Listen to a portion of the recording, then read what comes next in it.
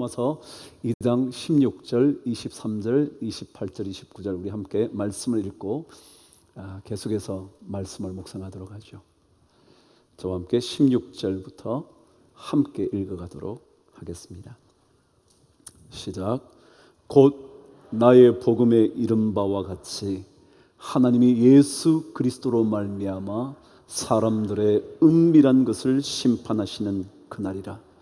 율법을 사랑하는 내가 율법을 범함으로 하나님을 욕되게 하느냐? 무릇 표면적 유대인이 아니요 표면적 육신의 할례가 아니니라. 오직 이면적 유대인이며 할례는 마음에 할지니 영에 있고 율법 조문에 있지 아니한 것이라. 그 칭찬이 사람에게서가 아니요 다만 하나님에게서니라. 아멘. 오늘도 볼펜을 준비하시고 우리 함께 말씀을 집중해서 한번 묵상할 수 있게 되기를 바랍니다. 복음의 핵심에는요 언제나 십자가의 죽음이 있습니다. 다시 한번요. 여러분과 제가 알고 있는 이 복음이라는 것의 가장 중심부에는 예수 그리스도의 십자가의 죽음이 자리 잡고 있습니다. 십자가는 원래 죄의 결과의 심판을 의미하는 것입니다. 말하자면 극악의 죄를 범한 자들의 마지막이 십자가형이었습니다. 그러니까 십자가는 심판의 상징인 거죠. 그러나 동시에 심판이 되었기 때문에 가장 공의롭게 그 사건이 결론 지어졌다라는 것을 의미하는 것입니다. 십자가를 보면 그래서 죄라는 것이 반드시 연결되어야 합니다. 왜냐하면 죄 없이 십자가란 존재하지 않기 때문에 그렇습니다. 죄가 있어서 그 죄의 결과로 십자가가 그곳에 자리 잡는 거거든요. 여러분, 하나님은 공의로우신 하나님이시라 그럽니다. 공의롭다는 말은 어떤 범죄에 대하여 정확한 판단과 그것에 따른 정확한 심판이 있을 때 공의롭다 그럽니다. 요즘 말로 바꾸면 정의로운 세상은 어떤 세상이냐 하면 어떤 사건에 대하여 정확한 판단을 내리고 그 법의 판단에 따라서 거기에 걸맞는 심판이 주어질 때 정의가 세워진다 그렇게 말합니다. 그런데 세상에는 이것이 다 뒤흔들려 버렸죠. 법이 누구에게는 공정한 것 같은데 어떤 사람에게는 전혀 공정하지 못하다는 생각을 갖게 하는 거죠. 그런데 하나님의 공의로우심이라는 말에는 이런 의미가 반드시 담겨져 있습니다.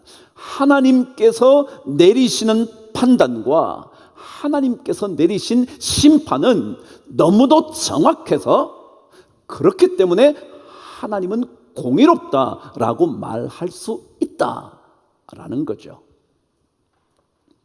그런데 하나님의 공의로운 심판에는 중요한 특징 하나가 있습니다. 이것이 오늘 말씀의 핵심입니다. 다시 한번요. 하나님의 공의로운 심판이라는 것에는 가장 중요한 특징이 하나 있다는 거죠. 그게 뭐냐 하면 오늘 16절에 나타난 말씀입니다. 볼펜을 들시고 동그라미를 한번 쳐보시죠. 저와 함께 읽겠습니다. 시작. 곧 나의 복음에 이른 바와 같이 하나님이 예수 그리스도로 말미암아 사람들의 은밀한 것을 심판하시는 그날이라 그랬습니다. 은밀한 것 동그라미 쳐보시기를 바랍니다. 은밀한 것. 세상의 심판은요 언제나 드러난 것만 가지고 심판합니다. 드러난 것 말이죠. 그것을 우리는 증거라 그럽니다. 증거가 있어야 심판이 가능합니다. 우리나라의 법의 원칙은 증거주의입니다. 증거가 나타나면 벌할 수 있습니다. 그러나 증거가 없이는 벌할 수 없습니다. 심판할 수 없습니다. 세상은 이렇듯 보여진 것, 드러난 것, 발각된 것, 탄로 난 것, 그것에 따라 심판을 가합니다. 그래서 들키지 않는 한 죄의 심판이란 있을 수 없습니다. 그렇죠? 들키지 않는 한 어느 누구도 그 사람을 범죄자라 말할 수 없습니다. 발각되지 않는다면 우리는 무사합니다. 탄로나지 않는 한 우리는 여전히 떳떳하다고 말합니다. 떳떳하게 나는 의롭다고 말할 수 있습니다. 세상에서는 드러나지 않는 한 누구나 다 의인입니다. 죄인이 아닙니다. 누구도 나를 정죄할 수 없습니다. 그래서 세상 사람들은 최대한 숨깁니다. 왜냐하면 들키지 않는 한 저는 죄인이 아니기 때문에 그렇습니다.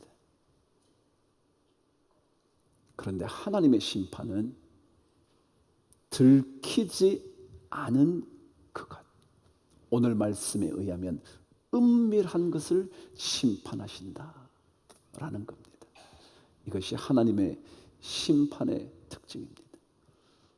세상은 발각되면 죄지만 하나님께는 발각되지 않아도 죄일 수 있습니다. 드러나지 않았는데도, 은밀하게 숨겨졌는데도 숨겨진 의도까지, 들키지 않은 것까지 깊은 곳에 숨겨두어서 아무도 보지 못한 것까지 하나님은 심판대 위에 올려놓으시는 분이시라 말합니다. 이 심판의 대상을 성경은 인간의 비밀들이다 그렇게 말해요. 오늘 뭐라 그랬죠? 사람들의 은밀한 것. 이게 인간의 비밀. 영어는요, man's secret 그렇게 돼요. 인간의 비밀이요. 비밀. 아무도 몰라요. 내가 그 죄를 범했는지 아무도 몰라요. 그래서 나는 죄인이 아니에요. 그런데 하나님은 그것을 심판대에 올려놓는 겁니다. 누가 알겠습니까? 누가 봤습니까? 누가 본 적이 있습니까? 심지어 하나님께서도 모르실걸? 라고 말하는 그것이 바로 하나님의 심판의 대상입니다. 그래서 이사야 29장 15절은 이렇게 기록되어 있습니다. 저와 함께 읽어보실까요? 시작. 자기의 계획을 여호와께 깊이 숨기려 하는 자들은 화 있을진저 그들의 일을 어두운 데에서 행하며 이르기를 누가 우리를 보랴 누가 우리를 알랴 한다는 겁니다. 하나님은 어두운 데서 일을 행하면서 누가 보겠냐, 이걸 누가 알기나 하겠냐 라고 숨겨놓은 그 사람들에게 화 있을 거라고, 심판이 임할 거라고 성경은 기록하는 거죠. 인간은 최대한 숨기려 합니다. 안 들키면 괜찮은 거거든요. 발각되지만 않는 한 저는 충분히 누구에게도 큰 소리치며 살 수 있는 의인이라고 말할 수 있거든요. 그런데 하나님은 그렇지 않대요. 숨겨놓은 것까지 심판하신대요. 그래서 오늘 23절 여러분이 읽으신 대로 율법을 자랑하는 너희들이 율법을 범함으로 인하여 하나님을 욕되게 하느냐 그랬습니다. 그게 뭐냐, 율법을 자랑해요. 다시 말하면 남들이 보기엔 다 잘하는 것 같은 거예요. 그런데 숨어 있으면서 그 율법을 범하는 그 일이 하나님의 심판에 올라 하나님을 욕되게 하는 거다. 그런 거예요. 여러분과 제가 겉으로는 다 자랑하죠. 왜요? 아직까지 들키지 않아서, 아직까지 내 아내가 몰라서, 아직까지 내 남편이 몰라서, 아직까지 법이 거기에 닿지 않아서. 그렇지만 하나님은 그것까지 다 심판하신다고 말씀하십니다. 사람들은 누구나 그걸 누가 알아? 아무도 못 봤는데. 그래서 모든 악들은 어두운 데서 은밀하게 행해지는 거죠. 그럼에도 불구하고 하나님은 속일 수 없습니다. 그게 오늘 제목입니다. 하나님까지 속일 수는 없습니다. 하나님은 모든 것을 알고 계시기 때문에 그렇습니다. 그래서 이사야 66장 18절은 이렇게 기록합니다. 내가 그들의 행위와 사상을 알고 있다는 거예요. 여기에 사상이라는 말은 마음속에 계획한 것, 의도한 것, 마음속에 생각을 사상이라 그럽니다. 여러분이 제 생각을 어찌 알겠습니까? 말하지 않는 한, 드러나지 않는 한 어떻게 알겠습니까? 그러나 하나님은 숨겨져 있는 마음의 계획과 생각과 고안과 모든 것들이 다 하나님이 알고 계시는 것이라고 말합니다. 그분은 우리를 깊은 곳까지 살펴보십니다. 시편 139편은 그래서 그분이 우리를 얼마나 정확하게 알고 있는가를 설명하는 구절로 나열되어 있습니다. 그 중에 하나는 심지어 여러분의 앉고 일어섬을 아시며 눕고 자는 것, 일어나는 것까지 다 아신다는 거예요. 그럼 제가요 의자에 앉았어요. 뭐 때문에 앉았는지 아시겠어요? 그냥 여러분 이렇게 생각했죠. 아, 목사님 피곤한가 봐. 그러겠죠? 그런데 피곤해서 앉은 게 아니라 너무너무 기가 막혀서 앉았어요. 그럴 수 있잖아요. 제가 일어섰어요. 여러분 뭐 때문에 일어선지 아시겠어요? 아, 목사님 뭐 할 말이 있으신가? 아니요. 너무너무 견딜 수 없어서 분노에 차서 일어났을 수 있어요. 몰라요. 그런데 하나님은 그 의도를 다 알고 계신다. 내가 왜 일어났는지, 내가 왜 누웠는지, 왜 앉았는지, 여러분이 왜 그 말을 하는지, 앞에서는 아첨이지만, 앞에서는 옳은 얘기 같지만 뒤에서는 아닌 것 하나님은 아신다는 거예요. 여러분 정직하게 우리 그렇지 않나요? 그 사람 앞에서 웃는다고 그래서 그 사람 다 그 사람 편인가요? 여러분 그러던가요? 그렇지 않을 때 많잖아요. 그걸 하나님이 아신다는 거예요. 이게 하나님의 심판의 대상이 된다는 거예요. 세상은 드러난 것 외에는 아무도 심판할 수 없습니다. 증거 없이 함부로 심판의 칼날을 들이댈 수 없습니다. 그러나 하나님의 심판은 그렇지 않습니다. 우리의 깊은 곳까지 탐색하시고 조사하셔서 하나님은 정확하게 그것을 심판대에 올려놓으시는 겁니다. 그래서 히브리서 기자는 4장 13절에서 이렇게 기록을 해두고 있는 겁니다. 저와 함께 말씀을 읽으시면서 동그라미를 한번 쳐보시죠. 한번 읽으실까요? 시작. 지으신 것이 하나도 그 앞에 나타나지 않음이 없고 우리의 결산을 받으실 이의 눈앞에 만물이 벌거벗은 것 같이 드러나느니라. 벌거벗은 것 동그라미 쳐보실래요? 그 다음에 드러나느니라 동그라미 쳐보시죠.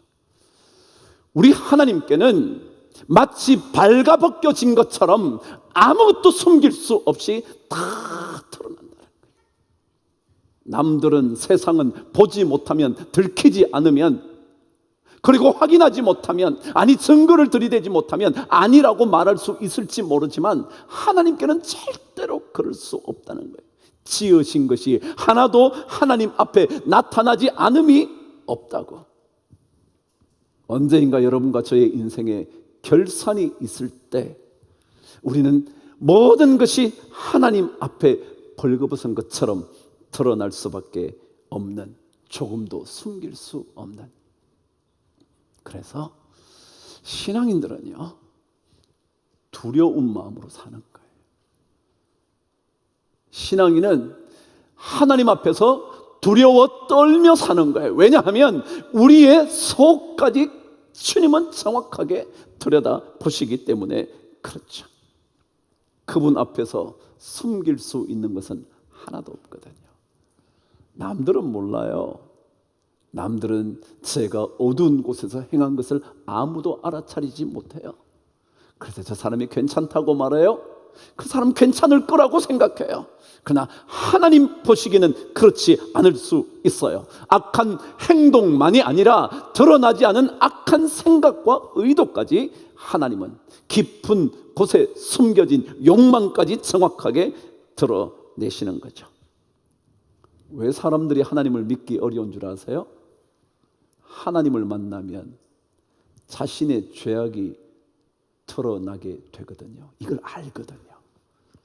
세상에서는 그냥 살면 돼요. 안 들키면 되니까요. 내 아내가 모르면 되니까요.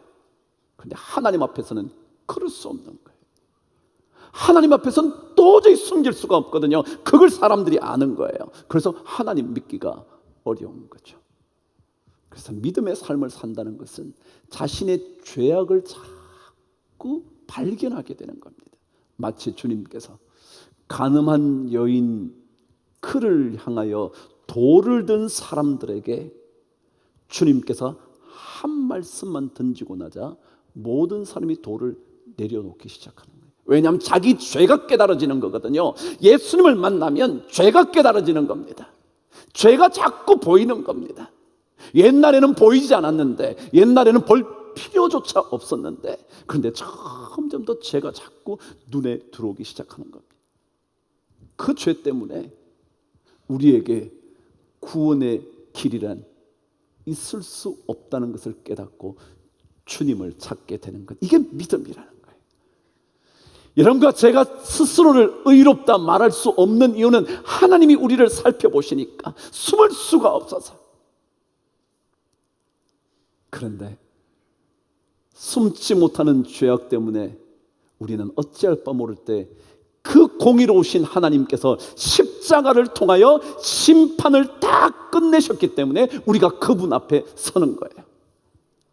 그분 앞에 우리가 이렇게 설 수 있게 되는 거죠.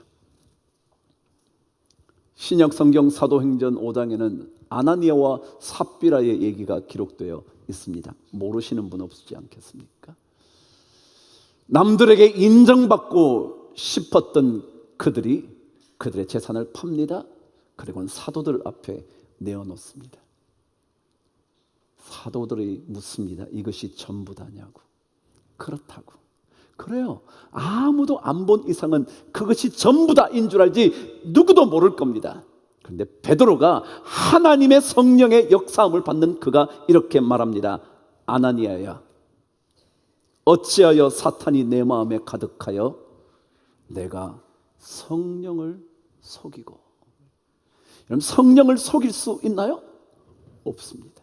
성령 하나님을 속일 수가 없습니다. 그러나 속이는 순간, 다시 말하면 자신의 죄악이 아닌 것처럼 말하는 순간 하나님의 공의로운 심판은 이미 그 죄악이 드러난 겁니다. 그것으로 인하여 아나니아는 죽음에 이릅니다. 게하시 구약 성경의 한 인물도 마찬가지입니다. 나만 장군의 치유함을 보면서 아무것도 받지 않는 엘리사 스승의 모습이 마음에 들지 않습니다. 저런 불치의 병을 고쳐준 다음에야 넉넉하게 받아도 모자람이 없을 텐데 아무것도 받지 않은 게 억울해서 쫓아가서 말합니다. 엘리사를 파는 겁니다. 우리 스승에게 제자들이 찾아왔는데 줄 것이 없답니다. 원하는 만큼 받아옵니다. 아니, 그것보다 나만이 더 던져줍니다. 그걸 가져옵니다. 그런데 엘리사가 되돌아온 게하시를 보면서 이렇게 말을 하는 겁니다. 열왕기하 5장에 보면 이런 기록이 있습니다. 한 사람이 수레에서 내려 너를 맞이할 때에, 나만 장군의 신하겠죠? 내려서 너를 맞이할 때에 내 마음이 함께 가지 아니하냐. 엘리사의 마음, 엘리사의 마음. 하나님의 사람의 마음이 가지 않은, 다시 말하면 구약 성경에 하나님의 사람은 하나님을 대변하는 사람입니다. 그래서 하나님이 이미 그곳에 계시지 않았냐? 하나님은 계시지 않은 곳이 없고 보시지 않는 것이 없고 숨길 수 있는 것 하나도 없다라는 거죠. 신앙생활은 그래서 하나님을 속일 수 없다.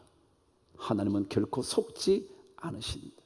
그러니 속일 수 있다 생각하면서 여전히 죄 가운데 머물러 있지 않도록 하는 것, 누구도 모를 것이라며 끊지 못하고 있는 그 죄악의 사슬을 끊는 것, 그게 예수 믿는 사람이죠. 그래서 우리는 다윗처럼 늘 이렇게 기도해야 할 필요가 있습니다. 시편 51편 10절은 이렇게 말합니다. 하나님이여 내 속에 정한 마음을 창조하시고 내 안에 정직한 영을 새롭게 하여 주옵소서. 이게 우리 그리스도인들의 기도여야 합니다. 예수 믿는 사람은 조금 더 정직해야 합니다. 남들이 보지 않았기 때문에 정직하다고 말하는 인생 정도가 아니라 내 숨은 그것까지 알고 계시는 하나님 때문에 우리 더 정직한 인생이 되어야지.